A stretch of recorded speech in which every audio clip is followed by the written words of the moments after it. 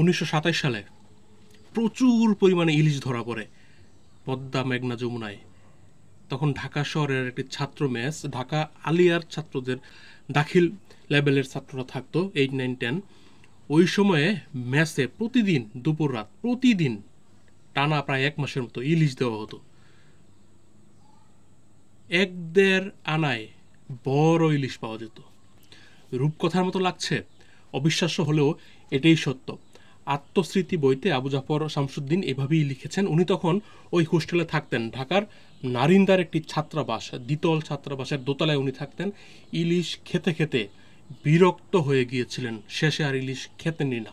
আমার মনে হয় শত বছরের ইতিহাসে ওইটাই ইলিশের সবচেয়ে কম দাম। তাছাড়া যখন বন্যা হয়, যেমন 88-র বন্যা, 98-এর বন্যা, তখন ইলিশ সস্তা হয়ে গিয়েছিল।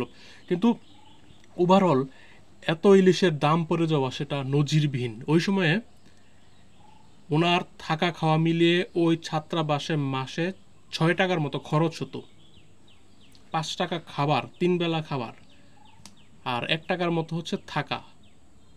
ইলিশের দাম যখন 1.5 আনায় যখন বড় ইলিশ পাওয়া যেত, তখন পুরো মাসের 3 বেলা খাওয়ার খরচ ছিল 5 টাকা। এখন আবার বলবেন না যে ডলারের দাম কত ছিল, স্বর্ণের দাম কত ছিল, ওটার সাথে সম্পর্কিতই না। ভাতের মাছের মানে স্বাভাবিক ভাত মাছ তরকারির মতো ইলিশ অ্যাভেলেবেল হয়ে গিয়েছিল। ওটা এখন আমাদের কাছে স্বপ্নের মতো। আবার তারও 20 বছর আগে জসীমউদ্দিন যখন, পদ্মাপাড়ের সন্তান কবি জসীমউদ্দিন যখন ছোট ছিলেন, তখন উনি লিখেছেন ওনার বাবা যখন ইলিশ নিয়ে বাড়ি ফিরতেন তখন মানুষ জিজ্ঞেস করতো দাম কত হয়েছে, জিতেছেন ঠকেছেন। জসীমউদ্দিন এই দাম জানতে চাওয়া কৌতূহলী মানুষদের দেখে পুলকিত হতেন। তার মানে পদ্মাপাড়া ইলিশের দাম বেশি ছিল। এটা নির্ভর করে ইলিশের সাপ্লাই কত, কোন বছর ইলিশ বেশি পাওয়া গেল, কোন বছর কম পাওয়া গেল, দামটা আসলে সেটার উপরে নির্ভর করে।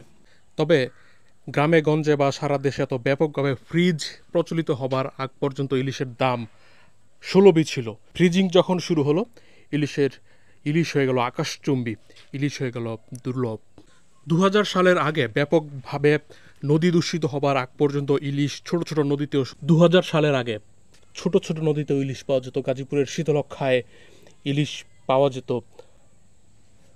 98-এর বন্যায় দেখতাম গ্রামগঞ্জের বাজারগুলোতে ইলিশ চলে এসেছে। গাজীপুর অঞ্চল বা যে নদী থেকে, পদ্মা থেকে দূরবর্তী গ্রামগুলোতে ইলিশ পর্যাপ্ত ছিল। তারপরে আর গ্রামের হাটে ইলিশের ওই রকম দেখা পাওয়া যায় না। তারপরে মাঝে মধ্যে বন্যা হলে, নদীতে পানি হলে গাজীপুরের শীতলক্ষায় ইলিশ আমি দেখেছি।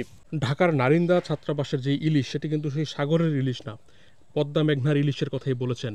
সরাসরি উল্লেখ না করলে এটা তো বোঝাই যাচ্ছে। সেই মুহূর্তে প্রতিদিন ঢাকার বাজারগুলোতে সামুদ্রিক ইলিশ আসাটাও সুলভ কোনো ব্যাপার ছিল না। আসতো, সমুদ্রপথে আসতো, হয়তো চাহিদা অত ছিল না, কারণ পদ্মাতেই প্রচুর ইলিশ ছিল। আপনার অভিজ্ঞতা কি বলে? সর্বনিম্ন কত টাকা দিয়ে ইলিশ কিনেছেন?